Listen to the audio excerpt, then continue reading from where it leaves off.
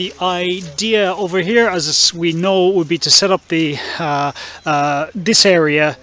We do the log retaining structure so that the remaining amount of soil here will be held behind it. Down here, going across, this kind of like horseshoe slippage, I mean, ought to be, let's say, converted into some sort of terracing so that you don't have this one massive load. It's like the whole lot is just after slipping. It's after slipping like that in a curve. So the idea is we don't superimpose any new dead loads over here, but we take the excavated material and we bring it over here. So we're at the bottom of the pool here, or the front of the pool, where the landslide has been occurring over the years, and what we're doing is we're prepping an area. It's about 8 linear meters from, let's say, over there to over here, and it's about 4 meters below the pool, and we're going to do a log retaining structure. So the log retaining structure is going to be 8 meters long, it's going to be 2 meters deep, and the height is going to be about 1.5 meters. So basically that will kind of retain all the area that's in front of the pool. And if we go over here, we can see that the excavation has been prepped for the entire pool.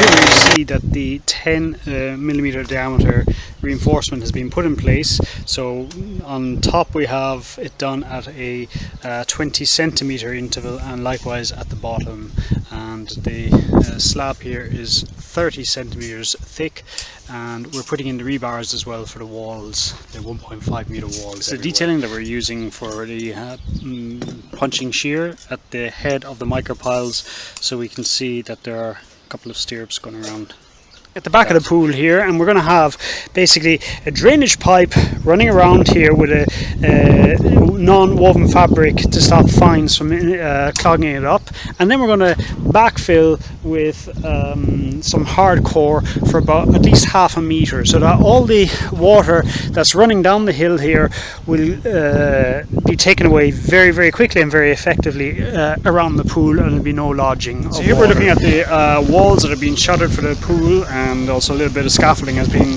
prepped as well.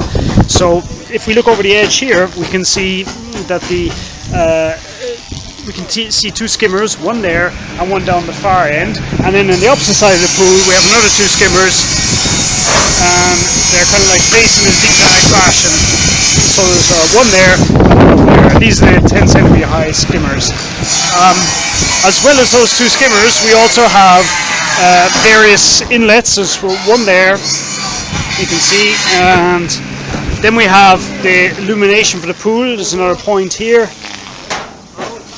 another inlet right above the illumination there, and another inlet here, and then the final illumination point is over on this side. So the illumination is distributed evenly, and then we walk over this side and we can see the wall is being or the plant room is being prepped as well.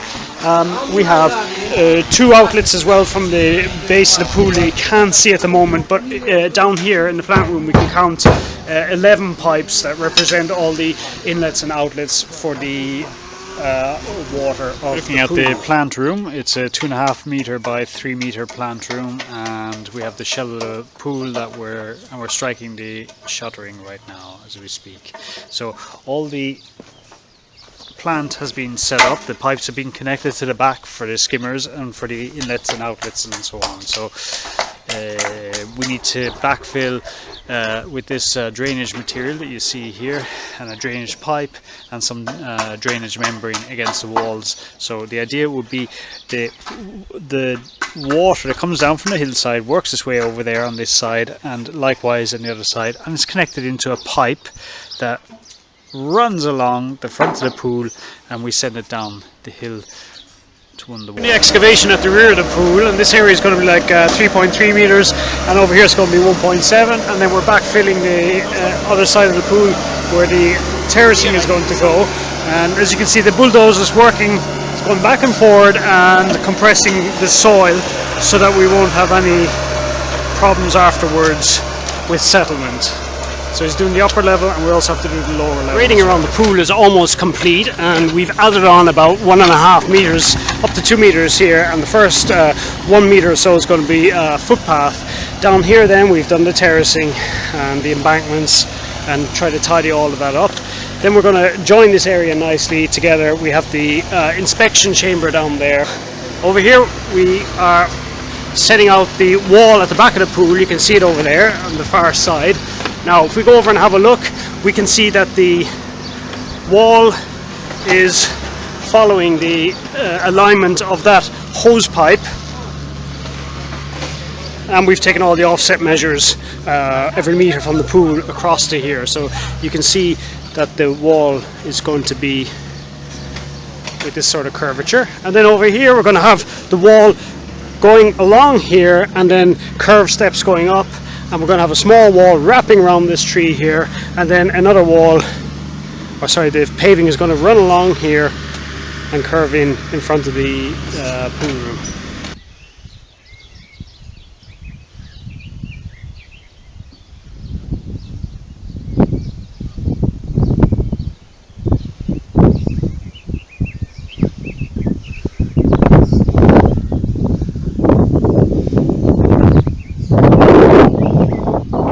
Here we're doing the footpaths around the pool.